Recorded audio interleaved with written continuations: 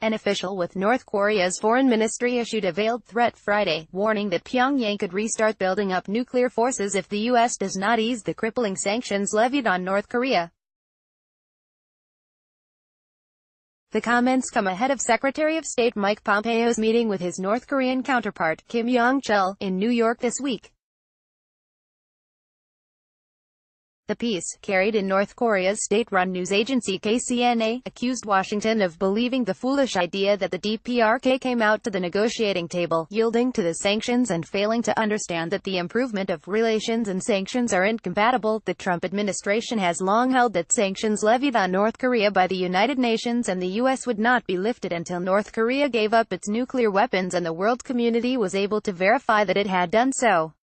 Pompeo called the commentary stray voltage in an interview with CBS News and said he's not worried about rhetoric from North Korean media. "We know with whom we're negotiating. We know what their positions are.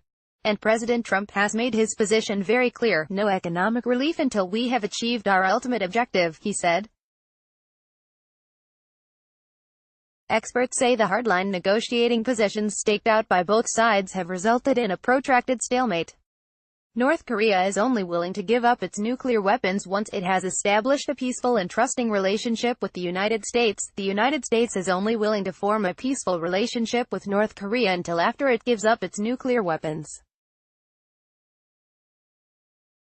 This type of posturing could easily spiral out of control, as it did in 2017, says Adam Mount, a senior fellow and the director of the Defense Posture Project at the Federation of American Scientists. This is a more direct threat to collapse talks and resume the nuclear program at full speed than we've seen since negotiations started. So in that regards it's a shift from their previous position, Mount said. However, experts like Mount say the North Korean position does not come as a total surprise. Staking out hardline positions in state media ahead of diplomatic meetings has long been a favored tactic in Pyongyang's playbook. It's a clear play for leverage. It's a clear play to set the agenda in the upcoming round of diplomacy, but there is still a very real risk that it does seriously damage the negotiation process. North Korea claims it has taken some steps toward denuclearization and has expressed its displeasure that the United States has not made concessions in return. Pyongyang's biggest priorities are believed to be sanctions relief and bringing about a formal end to the Korean War. But experts say North Korea's moves so far are largely cosmetic and easily reversible.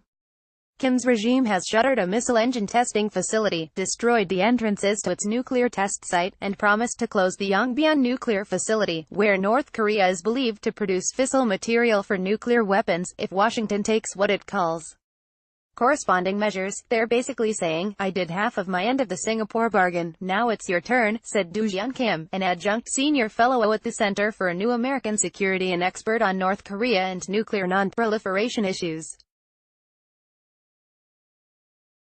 Kim says it is unreasonable for the North Koreans to demand sanctions relief without taking any serious steps toward denuclearization. What's needed most right now is a real nuclear deal, a denuclearization roadmap lined up with a peace process so that both sides have predictability.